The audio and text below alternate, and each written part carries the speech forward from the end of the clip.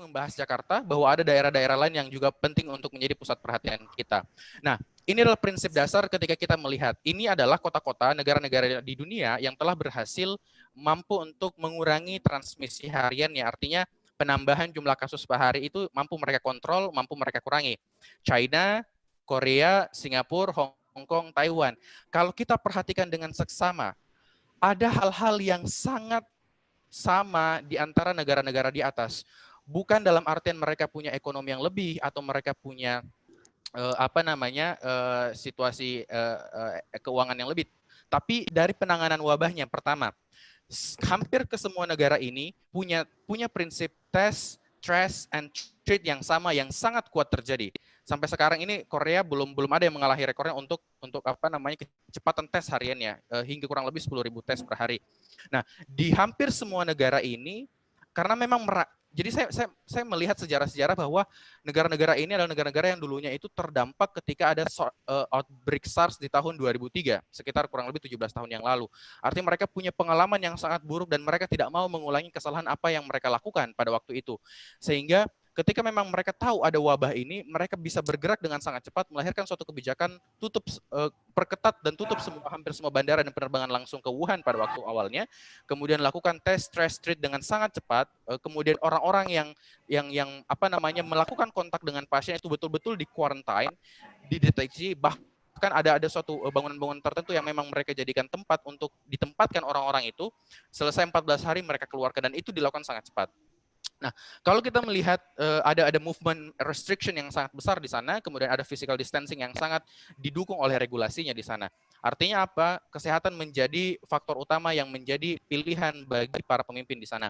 Nah, kalau kita melihat konteks di negara berkembang, kadang-kadang banyak orang yang bilang, oh itu kan di negara maju, mereka punya uang yang banyak untuk melakukan testing. Sebetulnya kalau kita lihat konteksnya, di Vietnam itu negara berkembang, tetapi juga mampu mengontrol jumlah kasusnya. Sekarang kalau tidak salah, belum ada pasien meninggal, mohon maaf kalau salah, tapi terakhir saya dengar belum ada kasus meninggal di sana, dan mereka bisa menahan jumlah kasus di Vietnam itu dengan resources yang terbatas, tetapi memang regulasinya sangat ketat di sana, karena pemerintahnya sadar bahwa kita tidak punya cukup uang untuk membeli banyak PCR di negara ini. Kita tidak punya cukup banyak uang untuk bisa rumah sakit. Bed kita tidak banyak. Sehingga kita harus lakukan regulasi yang kita andalkan di sini untuk bisa betul-betul menahan warga untuk tidak melakukan mobilitas. Nah, ini saya video ada 2 menit sedikit, bagus sekali dibuat oleh Gajah Mada, yang menggambarkan bagaimana mudik itu sangat bisa mempengaruhi, meningkatkan resiko penularan. Nah, kalau kita ketahui sebetulnya orang-orang yang rentan ini adalah yang usia tua, yakni kalau di video di atas semoga terlihat itu yang warnanya abu-abu. Mungkin beberapa Bapak Ibu sudah melihat video ini, tapi saya ingin tayangkan ulang supaya kita lihat bahwa inilah yang terjadi ketika misalnya kita mudik. Bagus sekali dibuat oleh Universitas Gadjah Mada. Nah, ini ketika suatu individu berada di moda transportasi yang sama, selama berjam-jam dia berpotensi untuk menularkan ke orang-orang yang lainnya. Sebagian besar menunggu Jateng, Jatim, dan DIY, di mana persentase lansia atau orang usia tua di sana justru tinggi, yakni orang-orang dengan kelompok rentan.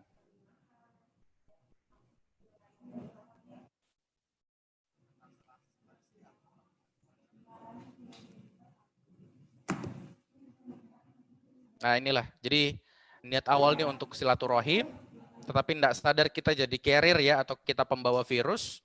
Nah, begitu kita sampai ke lokasi tujuan justru malah menjadi super spreader ya, atau menyebarkan virus ini ke kelompok-kelompok yang rentan, kelompok usia tua, orang-orang dengan hipertensi dan segala macamnya.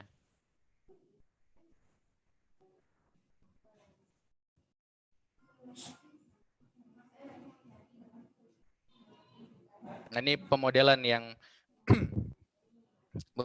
berusaha untuk dibuat dari Universitas Gadjah Mada.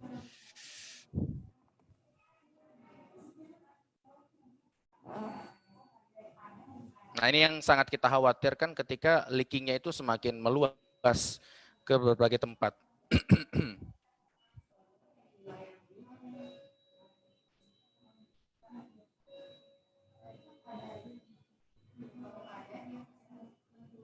Baik, kira-kira seperti itu. Semoga cukup bisa menggambarkan potensi. Nah, ini yang ingin saya sampaikan dari grafik seperti ini. Bapak Ibu sekalian, kalau kita lihat grafik yang ada di kiri yang berwarna biru, itu adalah peta persebaran demografi penduduk kita.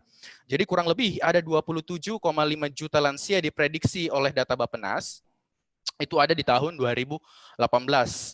Kenapa menjadi perhatian lansia ini? Meskipun sekarang kasus di Indonesia masih 3.000 ya, dengan ODP banyak sekali ribuan, kemudian PDP banyak sekali, tetapi yang kita lihat adalah sebetulnya, lihatlah populasi rentan kita. Jadi ada 27,5 juta lansia di Indonesia, dan lebih dari 60% lansia itu, di berbagai kelompok usia di atas 65 tahun itu, memiliki hipertensi. Jadi kita tahu bahwa orang-orang dengan usia di atas 60 tahun, punya penyakit komorbid, hipertensi, diabetes, imun, dan segala macam, itu memiliki potensi yang sangat besar ketika terserang virus itu mengalami gejala yang berat, yang dia bisa mengalami gangguan sesak nafas, yang bisa mengalami meninggal. Nah, seharusnya itu yang menjadi perhatian kita, bukan pada berapa banyaknya ribu kasus yang terjadi, tetapi orang rentan, populasi rentan yang berada di daerah yang kemungkinan tertular. Nah, di gambar kanan ini adalah pemodelan yang dibuat dari dokter di FKM UI. Di garis putus-putus merah itu kalau misalnya kita tidak ada intervensi. Nah, jadi kurang lebih nanti akan ada 2,5 juta kasus yang bisa terjadi ketika tidak ada intervensi yang sangat kuat. Apa itu intervensi sangat kuat? Karantina wilayah ditetapkan, physical distancing dikuatkan dengan regulasi, dan penggunaan proteksi yang sangat yang baik oleh semua orang. Kemudian pembatalan kegiatan yang sangat yang besar, termasuk diantaranya misalnya pembatalan kegiatan pasca untuk agama pasca maupun pembatalan kegiatan Ramadan Idul Fitri. Ini yang ingin saya lihat. Bapak Ibu, ini harus kita perhatikan bahwa ini adalah jumlah rumah sakit yang ada di Indonesia. Sampai saat ini hanya ada 492 rumah sakit yang memang dikhususkan untuk COVID-19. Nah, di antara ada lebih dari 2.000 rumah sakit yang ada di Indonesia. Artinya apa? Kalau kita melihat kapasitas di daerah, kita buka gerbang untuk orang-orang dengan carrier dari Jakarta, pusat epicenter ke daerah, sebetulnya daerahnya itu tidak siap. Nah, ada berikutnya ada yang ingin saya sampaikan. Nah, ini adalah gambar ketika misalnya seorang pasien. Jadi kalau kita lihat berdasarkan studi, 2% dari 100% orang itu akan mengalami suatu gejala yang berat ketika misalnya daya tahan tubuhnya tidak bagus. Nah, ketika misalnya mengalami gejala berat, dia membutuhkan mengalami gagal nafas, dia membutuhkan alat bantuan. Ini adalah gambar, kalau Bapak Ibu ada yang tahu, ini adalah gambar ventilator. Saya kutip dari salah satu sumber internet. Ini adalah ventilator yang dipakai oleh bapaknya terhubung ke suatu alat. Ini ketika misalnya orang usia rentan tersebut dia mengalami suatu gagal nafas. Nah, pertanyaannya, ketika misalnya virus ini menyebar ke Indonesia, ada berapa ventilator se-Indonesia? Ini adalah jumlah ventilator kita. Kita hanya punya 8.400 ventilator se-Indonesia. Sebagian besarnya ada di kota-kota besar, di Jakarta, di kota-kota ibu kota provinsi. Tetapi sedikit sekali ada di daerah-daerah. Anggaplah contoh misalnya kita ambil Bengkulu, ini daerah-daerah merah, ini adalah daerah-daerah yang jumlah ventilatornya sedikit.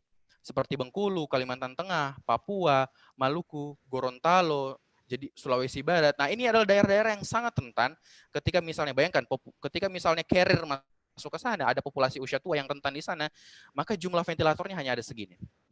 Baik, lanjut.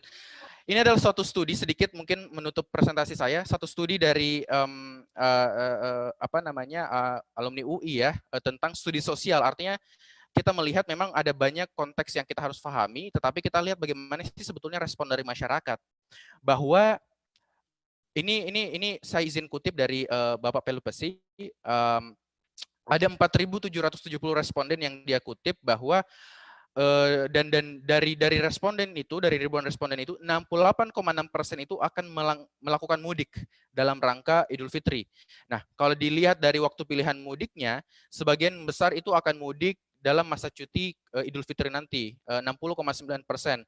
Dan tujuannya itu dari banyaknya itu orang pemudik-pemudik itu dari Jabar, DKI Jakarta, dan Jatim. Nah, inilah yang harusnya menjadi perhatian kita pada saat ini, bahwa sebetulnya ada banyak sekali ini, ada potensi mobilitas yang sangat besar akan terjadi dalam kurun 1 bulan ke depan. Kita tahu mereka akan menyebar dari Jakarta ke daerah-daerah, dan mereka secara ilmiah, secara survei, mereka memang akan melakukan mudik itu. Dan kalau kita lihat pemimpin daerah saat ini, seperti kita ketahui ada 2 kasus ya, kalau saya tidak salah di Jawa Barat, dan itu di highlight oleh Gubernur Jawa Barat, bahwa kasus ini terjadi ketika misalnya ada suatu pemudik dari Jakarta ke daerah, kemudian yang menderita itu adalah dari anggota keluarganya yang usia rentan di daerah Jawa Barat itu. Nah, ini menjadi suatu perhatian bahwa memang pemudik ini memiliki potensi untuk memperparah atau menyulitkan kita menangani pandemi ini. Nah, studi berikutnya adalah masih dari peneliti yang sama dan survei yang sama, dia melihat efektivitas kebijakan yang saat ini, bahwa mengatakan bahwa jaga jarak ini dipersepsi oleh responden sebagai suatu 28,6% itu responden mengatakan jaga jarak itu efektif, 47,3% mengatakan diam di rumah itu sangat efektif, dan perlindungan 39,7% mengatakan perlindungan diri itu efektif. Tetapi ada hal-hal yang perlu diperhatikan, bahwa jaga jarak itu sangat depends on pengetahuan dan pemahaman. Sehingga ketika sosialisasi kita lakukan tidak sampai ke segmen-segmen masyarakat, maka jaga jarak ini tidak akan optimal. Itu yang menjadi catatan, bahwa kita selalu ramai di sosial media, berkampanye di sosial media. Tetapi kalau kita tidak masuk ke elemen RT, RW, dan kelompok masyarakat terkecil tetangga kita, karena itulah yang mempengaruhi jaga jaraknya, ada pengetahuan dan pemahaman. Nah, kalau diam di rumah, faktor yang sangat mempengaruhinya adalah ekonomi, dan pelindung diri juga pengetahuan. Nah, yang menjadi pemicu yang menarik adalah bahwa dari 4.000 responden penelitian ini, survei ini, 92,8% mengatakan setuju untuk melakukan karantina wilayah. Artinya apa? Dari masyarakatnya sendiri mau. Ya, dari masyarakatnya sendiri mau. Tinggal bagaimana pemerintah menyiasati ini, melakukan mitigasi yang baik supaya ketika ada willingness dari masyarakat, ada kebijakan dari pemerintah, kemudian ada dukungan partisipasi yang baik untuk mitigasi ekonomi dan sosial dan segala macamnya. Seperti itu. Nah, ini kutipan dari Director General WHO mengatakan health is political choice. Jadi butuh suatu ketegasan yang kuat dari pemimpin untuk bisa menghasilkan keputusan yang tepat. Terakhir, kesimpulan dari saya ulangi lagi, solusi darurat kesehatan masyarakat, karena kita sadari ini adalah darurat kesehatan masyarakat adalah solusi kesehatan. Nah, manusia itu membantu penyebaran COVID, karena virus ini tidak akan menyebar ketika misalnya manusianya itu tidak melakukan mobilitas kemana saja. Tidak ada model akurat untuk menggambarkan resiko mudik saat ini sebetulnya. Jadi kita menggunakan asumsi-asumsi terburuk bahwa ada populasi yang rentan lebih dari 20 juta orang yang akan mudik, dan ada populasi rentan lebih dari 20 juta orang tersebar di Indonesia yang kemudian berpotensi untuk mengalami terinfeksi dan kemudian mengalami gejala parah.